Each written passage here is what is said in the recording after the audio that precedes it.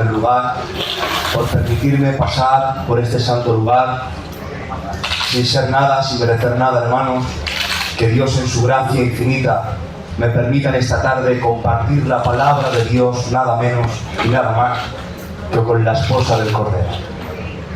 Decir en esta tarde que, como ya saben ustedes, estamos trayendo una serie de la doctrina de la neumatología del Espíritu Santo y estamos tocando la soteriología dentro de la doctrina del Espíritu Santo, y ya hemos hablado de la regeneración, hemos hablado de la justificación, hemos hablado de la adopción y ahora nos toca hablar de la santificación. Es importante conocer las doctrinas del Espíritu Santo. Decir en esta tarde, Iglesia, que necesitamos la luz de la palabra de Dios. Es importante que entendamos que todos los que estamos en este lugar, con la misma intensidad y con la misma necesidad, necesitamos la luz de la palabra del Señor. ¿Saben algo? La Biblia compara a la Biblia con una lámpara que ilumina. Por eso dice el salmista: lámpara a mis pies es tu palabra y lumbrera mi camino. La palabra de Dios es la luz que nosotros necesitamos. Pero ¿saben algo? La Biblia a la falta de entendimiento la llama oscuridad. Por eso Dios le dijo a Job: ¿quién es ese que oscurece el consejo del sabio con palabras sin entendimiento? ¿Saben algo? Nosotros cuando éramos pequeños, éramos niños, teníamos miedo a la oscuridad. Y yo digo en esta tarde, qué bueno es tener miedo a la oscuridad. El problema es que nos hemos hecho mayores y ahora no tenemos miedo a la oscuridad. A lo que tenemos miedo es a la luz. Porque la luz no solamente ilumina el camino, sino que la luz descubre nuestras miserias. Amén. Por eso ruego a Dios en esta tarde que venga la luz de su santo evangelio resplandeciendo nuestra oscuridad. Amén. Vamos a empezar hablando, hermanos. Sencho, perdóname, hermano, pero pásale este papel para que tenga los pasajes. Vamos a ir a Isaías capítulo 6 para entender primeramente, antes de hablar de la santificación, vamos a hablar de la santidad de Dios. Porque es imposible pasar a hablar de la santificación si primeramente no hablamos de la santidad de Dios. Dice Isaías capítulo 6, leemos la palabra en el nombre del Padre, del Hijo y del Espíritu Santo. En el año que murió el rey Uzías, vi yo al Señor sentado sobre un trono alto y sublime, y sus faldas llenaban el templo. Por encima de él había serafines, cada uno tenía 6 alas, con 2 cubrían sus rostros, con 2 cubrían sus pies, y con 2 volaban. El uno al otro daba voces diciendo: Santo, Santo, Santo, Jehová de los ejércitos, toda la tierra está llena de su gloria. Y dice la palabra: y los quiciales de las puertas se estremecieron con la voz del que clamaba, y la casa se llenó de humo. Entonces dije: ¡ay de mí, que soy muerto! Porque siendo un hombre inmundo de labios y habitando en medio de un pueblo que tiene labios inmundos, han visto mis ojos al Rey, Jehová de los ejércitos. Que Dios añada bendición a su palabra. En los primeros 5 capítulos de Isaías, en el capítulo 1, capítulo 2, así hasta el 5, vemos que Isaías empieza a hablar de los juicios, y empieza a hablar de los juicios al pueblo de Israel, y le empieza a decir los ayes. ¡Ay de estos! ¡Ay de vosotros! ¡Ay de los que beben vino! ¡Ay de los que hacen aquello! Y durante 5 capítulos Isaías empieza a hablar de los juicios al pueblo y empieza a decir: ¡ay de estos y ay de los otros! Pero cuando en el capítulo 6 Isaías ve a Dios sentado en el trono, ve la santidad de Dios sentado en el trono, solo puede decir y exclamar a gran voz: ¡ay de mí, muerto soy, porque soy un hombre de labios inmundos! Quiero decir algo, hermanos, y es que Isaías durante los primeros 5 capítulos no se incluyó con el pecado del pueblo. No se incluyó con el pueblo. Pero cuando vio a Dios sentado en el trono en esa visión, dijo: ¡ay de mí! Que soy hombre de labios inmundos y pertenezco y estoy en medio de un pueblo de labios inmundos. Isaías vio su pecado cuando vio la santidad de Dios.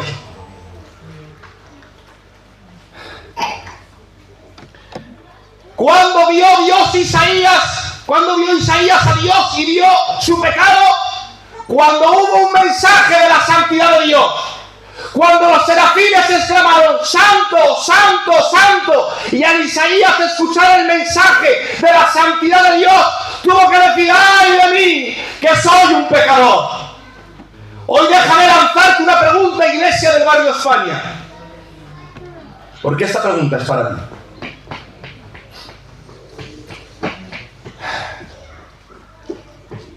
Dime cómo ves la santidad de Dios. Dime qué sientes cuando se habla de la santidad de Dios. Porque de la manera que percibas la santidad de Dios, desde aquí te digo que de esa misma manera percibirás la gravedad de tu pecado. Muy bien. Es verdad. Lo voy a repetir. Así es. Hermanas, dime qué sientes cuando se habla desde estos púlpitos de la santidad de Dios. Porque de la manera que percibas la santidad de Dios, percibirás así también la gravedad de tu pecado. Hemos escuchado la frase: dime cómo piensas y te diré quién eres. Pero yo digo en esta tarde: dime qué sientes cuando escuchas la santidad y te diré cómo te ves frente al pecado. En la visión de Isaías, querida iglesia, vemos tres reacciones. Tres. No cuatro, no dos, no una, sino tres. Tres reacciones. Primera, vemos a los serafines diciendo: santo, santo, santo, Jehová de los ejércitos. Primera reacción.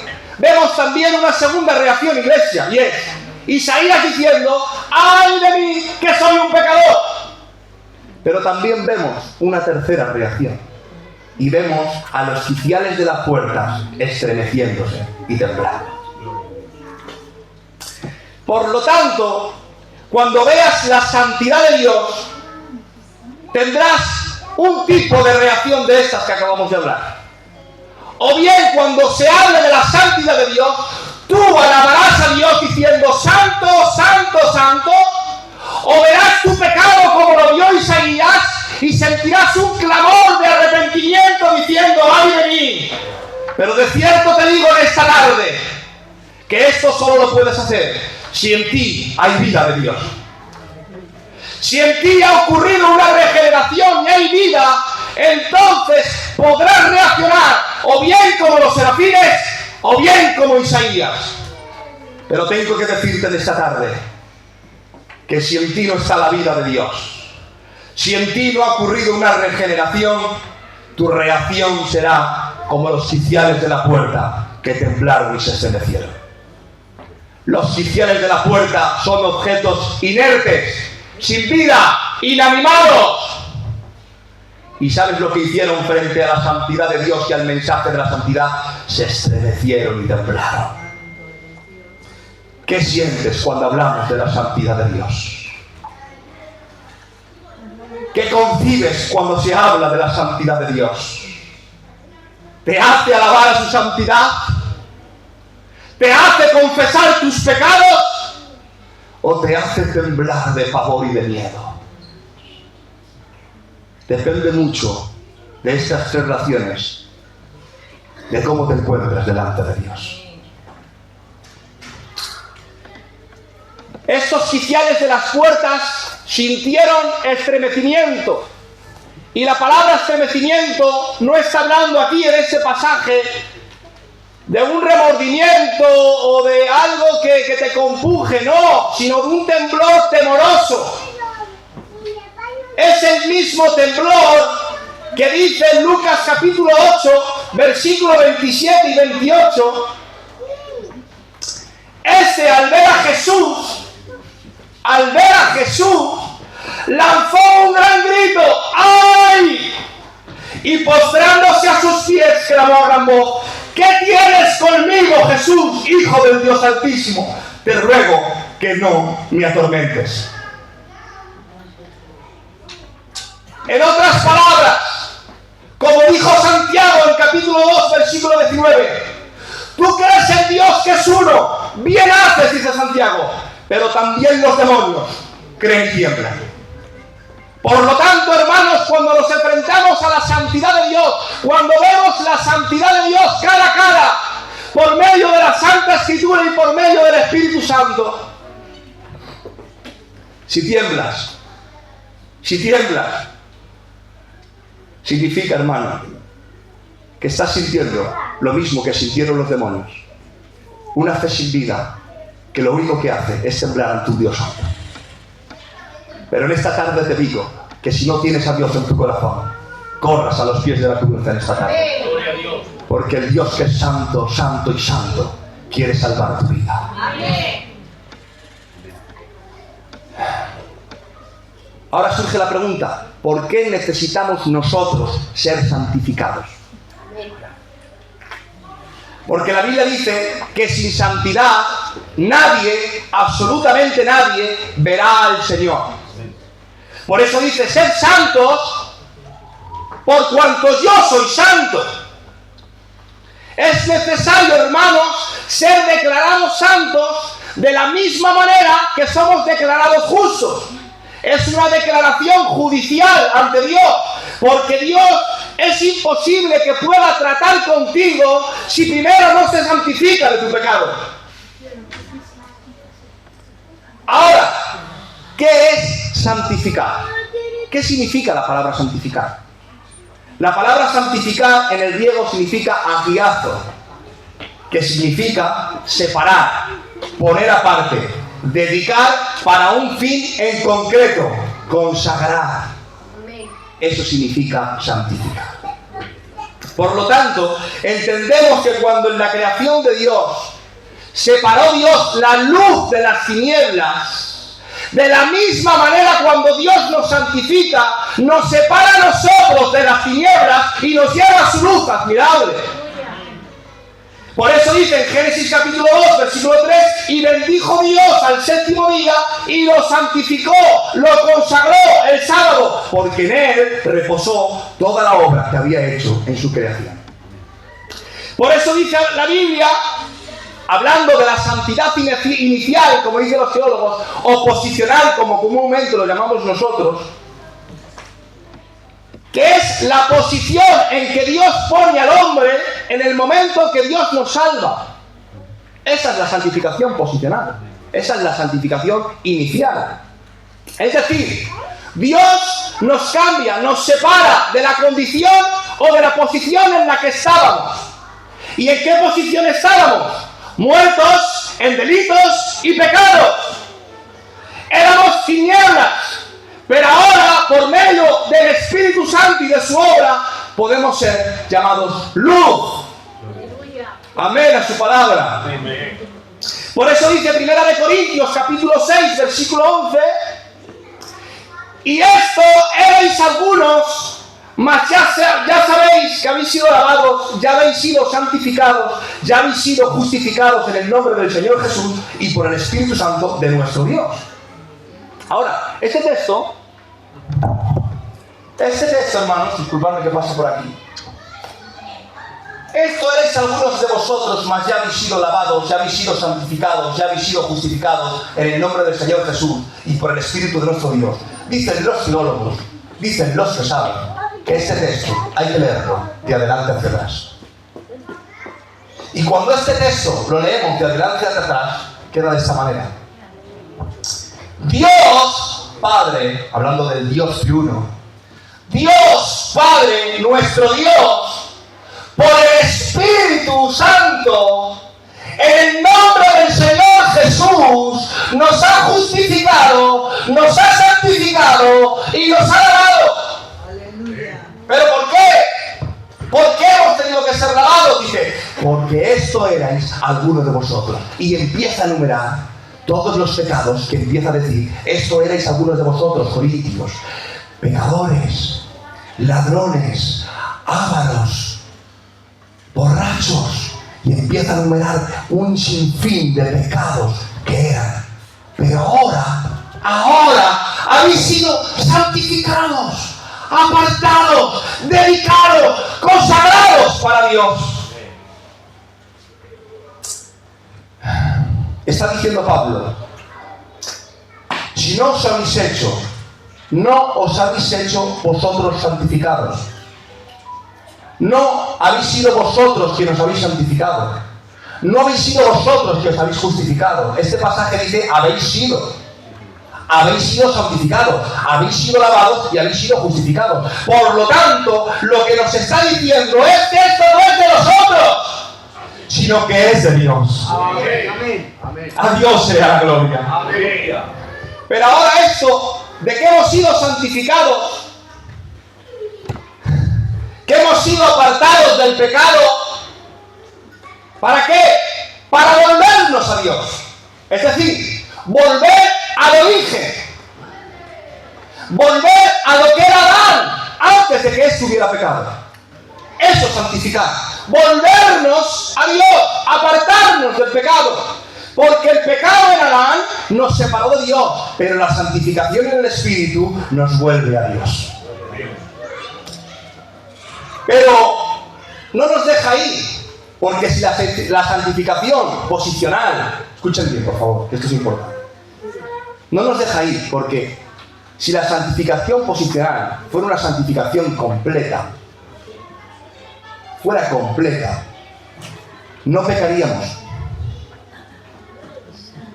Entonces Dios, en su infinita sabiduría, sabiendo que todavía en nosotros ha quedado el pecado residual, y que todavía nosotros seguimos pecando, no solamente te ha santificado posicionalmente, iglesia, sino que ahora te da una santificación progresiva o una santificación experimental, para que día a día sigas santificando y no peques.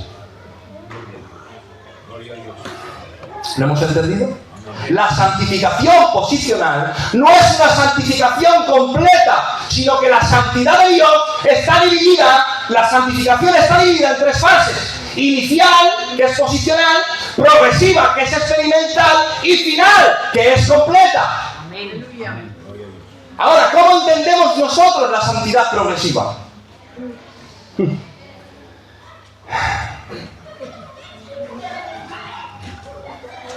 En la santidad progresiva es donde entra literalmente el sinergismo. ¿Qué es el sinergismo? El sinergismo es colaborar con Dios en virtud de lo que Dios ha hecho por nosotros. Ahí entra, en la santificación progresiva. Nosotros colaboramos con Dios mediante su gracia. Ahora, ¿cómo colaboro con Dios en mi santificación? Dice la Biblia,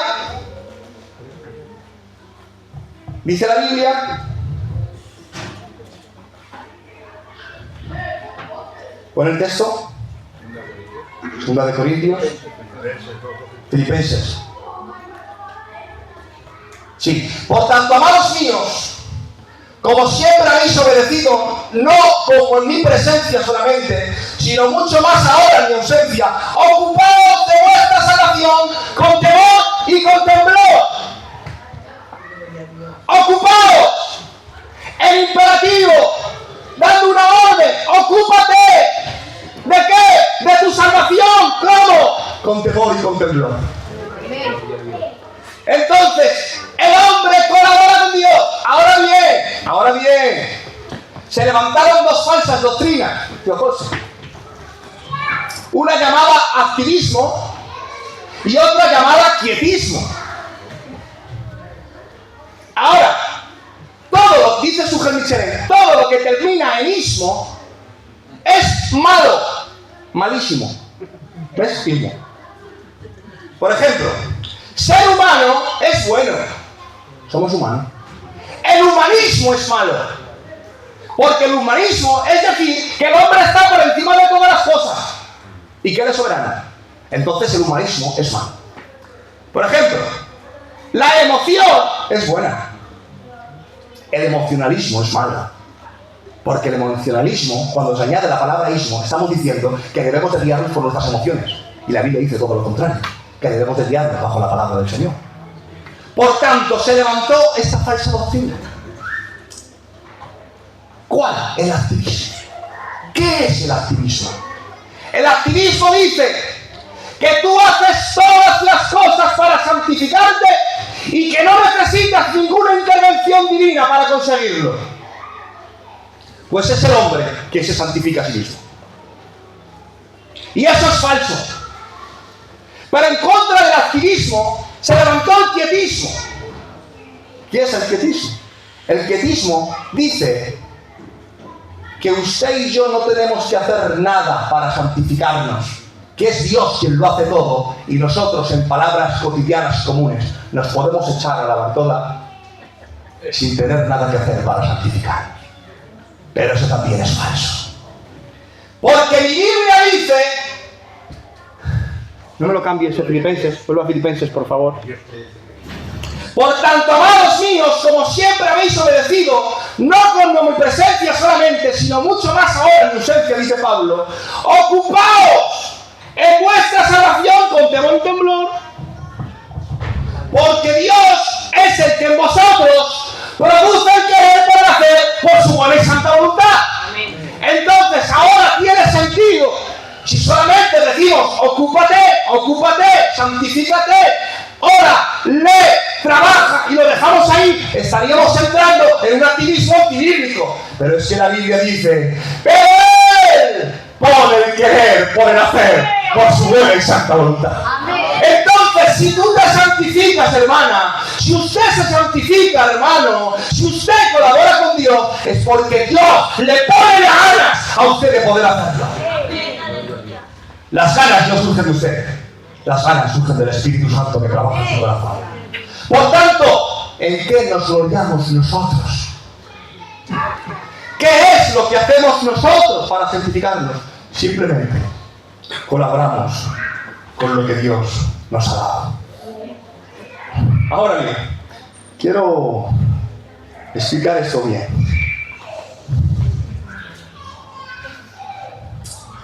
Porque somos hechuras suyas. Efesios capítulo 2, versículo 10, por favor. Atención a la palabra del Señor. Porque somos hechuras suyas, creados en Cristo Jesús. ¿Para qué? Para buenas obras, las cuales Dios, por favor, toda la iglesia, Dios, ¿para qué? Vale. Que es Dios quien ha preparado de antemano las obras para que nosotros andemos por ellas. ¿Cómo cambia esa escena, César? ¿Cómo cambia? Es Dios quien ha preparado todas las cosas para que nosotros caminemos. ¿Me dejáis poner un ejemplo? Vamos a entenderlo mejor. Yo tengo una niña que se llama Yamilei, que todos conocéis. Muy maja. No la he visto más mala. 8 años tiene. Bueno, ¿sabéis lo que hace mi hija? Con respecto de los hábitos que llevo y que tenemos. Cuando es mi cumpleaños, mi hija me quiere hacer un regalo, tío machaco. Me quiere hacer un regalico. Pero es una niña de 8 años. ¿Cómo me hace un regalo? Posible, ¿eh? Pero mira lo que hago yo. Mira. La cojo y me la llevo al Mercadona. Y la llevo a la sección de perfumería. Y el perfume de 9,90 de Antonio Banderas, que es el que me gusta, lo cojo, lo elijo yo, se lo doy a mi hija y digo, vamos a la caja, papá. La llevo a la caja y pago el perfume. Y lo meto en una bolsa y se lo envuelvo. Y se lo doy en las manos de mi hija. Ahora, hablando con respeto, cuando llega mi cumpleaños y llega el momento de darme los regalos, viene mi hija con la bolsita del regalo que he hecho. Y es una bolsa que yo he preparado de antemano para que ella me lo diera. Y él me lo da con entusiasmo, ella me lo da con entusiasmo y yo me la gozo de verla. Pero ¿en qué se puede gloriar ella? Ella no ha hecho nada. Solamente ha colaborado conmigo. El que ha elegido el producto he sido yo. El que ha pagado el producto he sido yo. Y el que se lo ha dado he sido yo. ¡La gloria sea para Dios!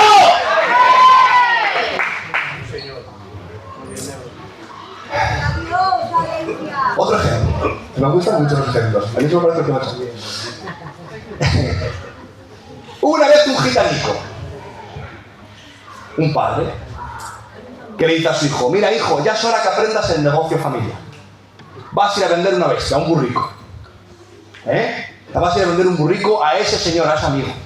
Vas y lo vendes, que aprendes. Que yo sé, a ver si se lo vendes. Mira, ahí está el amigo, llévaselo.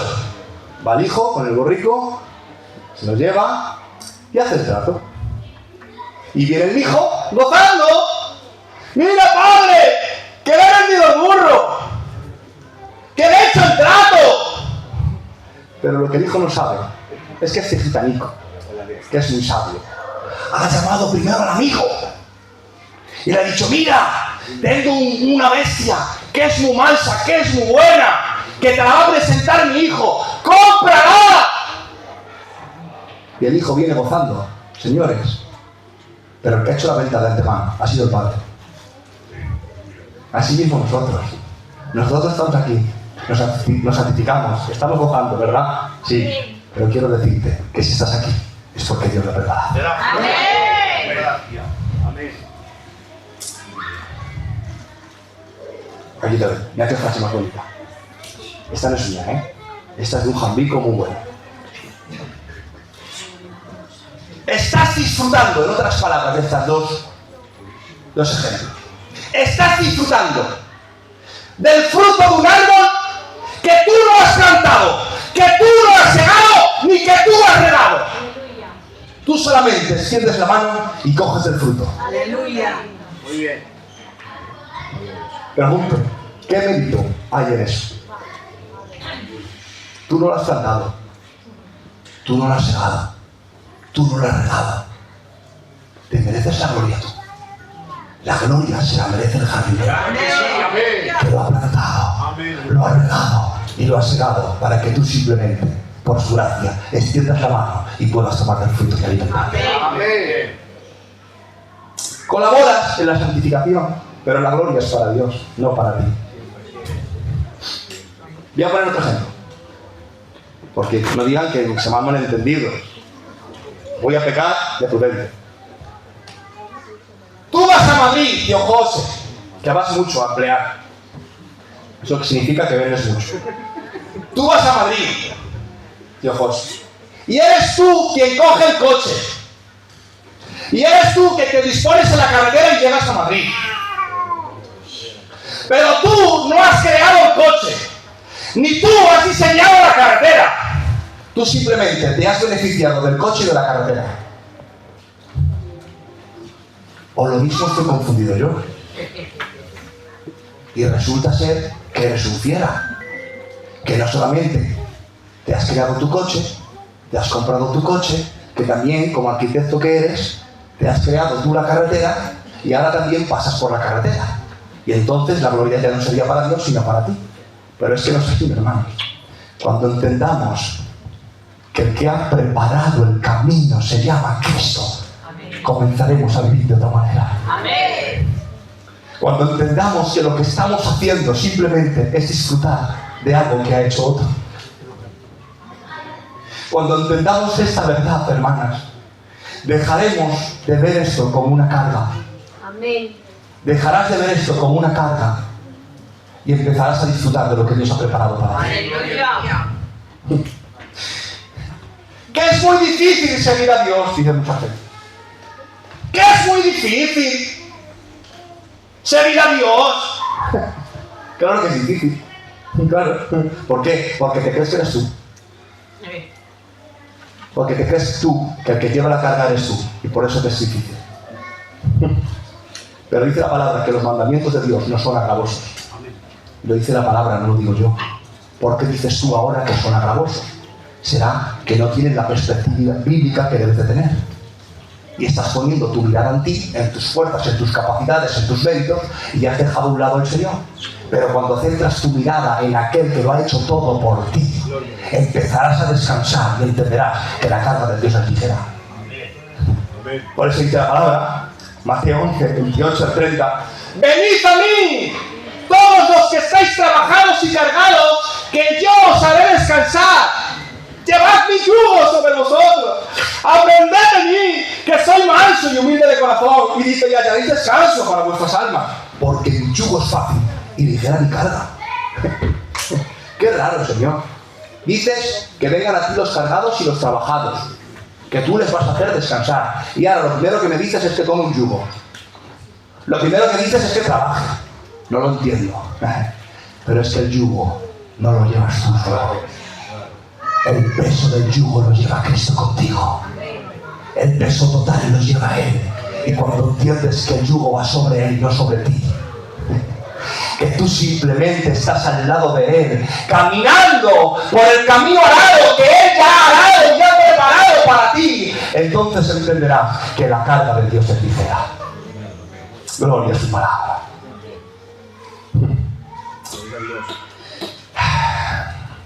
Bueno, pero no se queda aquí la santificación.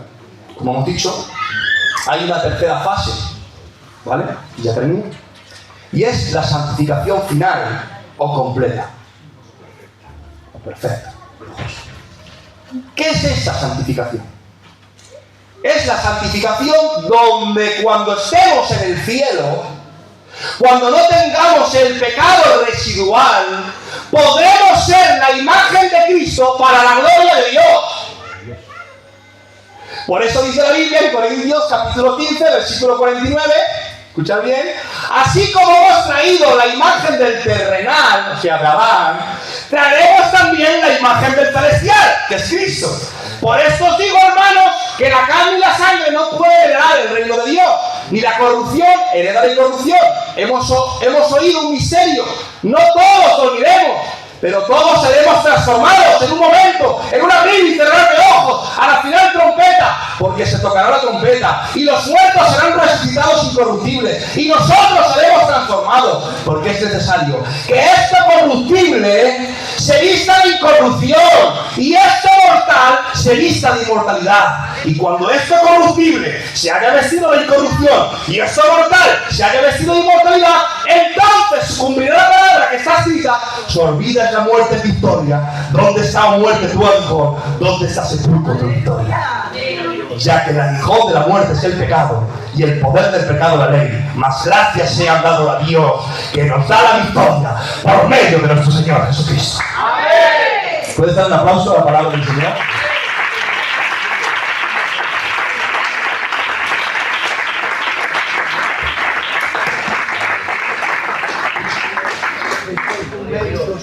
Entonces es necesaria la santificación final, completa o perfecta, donde dejaremos de tener ese cuerpo de corrupción y se nos vistirá de incorrupción. ¿Para qué, hermano? Para volver a lo que he dicho antes, al origen de antes, donde el pecado no estaba en Adán y la imagen de Dios era perfecta en Adán. Volviendo al origen. La santificación es volviendo al origen, volviendo a Dios, separándonos del pecado. La imagen que Dios quiere darnos es la de su Hijo. ¿Para qué? Para la gloria de su nombre. Por eso dice 2 Corintios capítulo 3, versículo 18: por tanto nosotros todos, mirando a cara descubierta como en un espejo la gloria del Señor, somos transformados ¿en qué? De gloria en gloria, en la misma imagen como por el Espíritu del Señor. Entonces, tenemos la imagen de Dios en nosotros, pero desfigurada, distorsionada. Pero vamos siendo transformados, ¿cómo? De gloria en gloria, de santificación en santificación, día a día, ¿qué? A la imagen de Dios. Ahora bien, es en el cielo, con el cuerpo modificado, cuando tendremos la imagen que tuvo Adán antes del pecado. Entonces, Y solamente entonces es cuando daremos la gloria a Dios sin pecado, sin corrupción, sin contaminación, sin mancha y sin arruga. Solamente en el cielo es cuando verdaderamente daremos la gloria a Dios sin pecado. Amén. Por eso dice Pablo a los romanos: pues tengo por cierto que las aflicciones del tiempo presente no son comparables con la gloria venidera que en nosotros ha de manifestarse. Porque el anhelo ardiente de la creación es aguardar la manifestación de los hijos de Dios. Porque la creación fue sujetada a vanidad, no por su propia voluntad, claro, sino por causa del que la sujetó en esperanza. Porque también la creación misma será libertada de la esclavitud de la corrupción a la libertad gloriosa de los hijos de Dios. Porque sabemos que toda creación gime a una y aún está con dolores de parto hasta ahora, y no solo ella, sino también nosotros mismos, que tenemos las primicias del Espíritu, nosotros también gemimos dentro de nosotros mismos, esperando la adopción y la redención de nuestro cuerpo. Aleluya. Menudo texto. Pero surge la pregunta por autonomía. Permítanme 2 minutos y termino. Surge la pregunta por autonomía, y es: ¿por qué gime usted? La tierra gime con dolores de parto. ¿Esperando cuál? ¿Por qué gime? Porque ha producido el pecado en ella cardos y espinos. Y está esperando cuál, su restauración. Y que Pablo, con esa comparanza, de la misma manera, nosotros también gemimos, esperando nuestra restauración, esperando que el cuerpo sea completo. La tierra gime por el pecado. Nosotros, ¿por qué gemimos? Te pregunto esta tarde: ¿por qué estás gimiendo? Piensa esta pregunta: ¿por qué estás gimiendo? Pablo está diciendo: el que ha sido santificado espera gimiendo la santidad final. Repito: el que ha sido santificado posicionalmente espera gimiendo la santidad final. Solo esperan aquella santidad final aquellos que primeramente han sido santificados posicionalmente. Por eso en esta tarde, si no estás esperando eso, significa que en ti no ha ocurrido una santificación. Vuelvo a preguntar: ¿por qué gimes? ¿Por el cielo? ¿Por el cielo? ¿Por dejar de sufrir? ¿Estás gimiendo por eso? ¿Por no tener más enfermedades? ¿Gimes por eso? ¿Por ver el cielo, las calles de oro y el mar de cristal? ¿Gimes por eso? Discúlpenme, ¿estamos gimiendo por ver a nuestros seres queridos? ¿Por qué estamos gimiendo? Por favor, pensad en esto. ¿Por qué estás gimiendo? ¿Por el cielo? ¿Por las calles de oro? ¿Por lo que va a ocurrir en el cielo? ¿Por lo que conlleva estar en el cielo? ¿Por qué estás gimiendo? Tengo que decir que todo esto que esperamos en el cielo no es el efecto, es la causa. Por eso déjame decirte: ¿dónde tienes puesta tu mirada? ¿En el cielo o en Cristo? ¿En lo que conlleva el cielo o que conlleva Cristo? En esta tarde tu respuesta depende de tu salvación.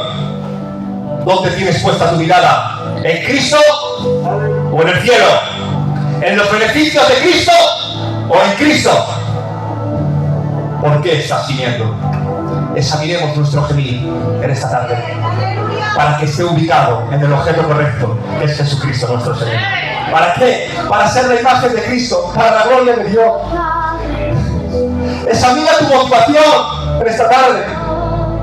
¿Cuál es tu motivación de gemir? ¿Por qué estás en este lugar? ¿Por qué esperas el cielo? Examínalo. Hazte esta pregunta dentro de tu corazón. Porque termino diciendo las palabras que dijo llamado un hombre de R.C. Sproul: cuando estemos en el cielo y veamos a Cristo en toda su gloria, nos daremos cuenta de algo muy importante, y es que Cristo no era lo más importante, sino que Cristo era lo único que queríamos. Un aplauso para Dios, y que Dios nos siga bendiciendo.